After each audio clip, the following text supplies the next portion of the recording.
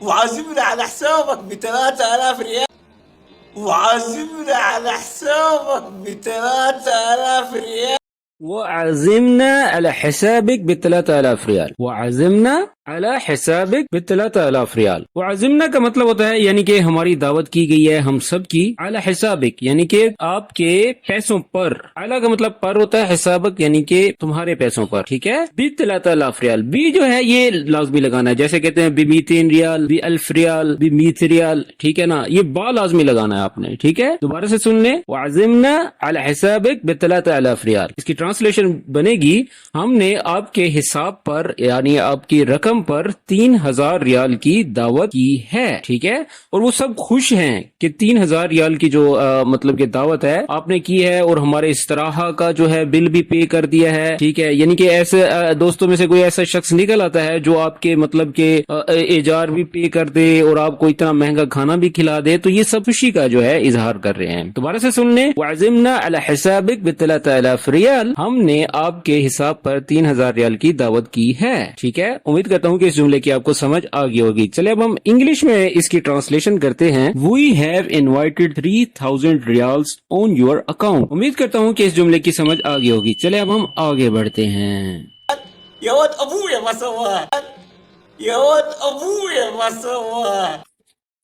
یا واد ابویا ما سواہا. یا واد ابویا ما سواہا. یا واد جو ہے بڑا ہی لوکل لفظ ہے. ابویا کا مطلب ہوتا ہے یعنی کہ میرا والد, میرا باپ. ٹھیک ہے, ما سواہا یعنی کہ جیسے کہتے ہیں کہ اس نے کبھی بھی ایسا نہیں کیا. ما سواہا نہیں کیا, نہ کرنا. ٹھیک ہے نا, سوی ما سوی یہ وہاں سے نکلا ہے. دوبارہ سے سن لیں. یا واد اے لڑکے, ابویا ما سواہا یعنی کہ میرے والد نے ایسا نہیں کیا. ٹھیک ہے, اور انگلش میں بولیں گے hey boy my father did not do that. چلے اب ہم آگے بڑھتے ہیں. صحة وعافية يا شباب تستاهلون. صحة وعافية يا شباب تستاهلون. صحة وعافية يا شباب تستاهلون.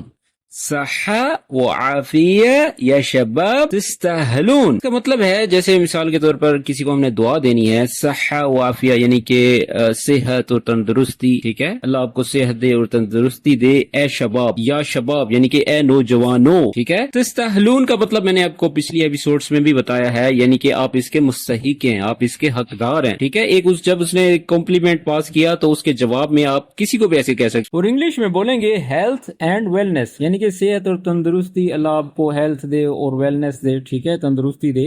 You deserve it. You deserve it یعنی کہ آپ یہ ڈیزرو کرتے ہیں, آپ اس کے مستحق ہیں. امید کرتا ہوں کہ اس جملے کی آپ کو سمجھ آ گئی ہوگی. چلے اب ہم آگے بڑھتے ہیں. لا تنسون انتم اخويا ولد عمي ياسر. لا تنسون انتم اخويا ولد عمي ياسر. لا تنسون انتم اخويا ولد عمي ياسر. لا تنسون انتم اخويا ولد عمي ياسر. لا تنسون یعنی کہ یہ مت بھولنا, یہ سب کے لیے کہا گیا جمع کے لیے. یہ مت بھولنا.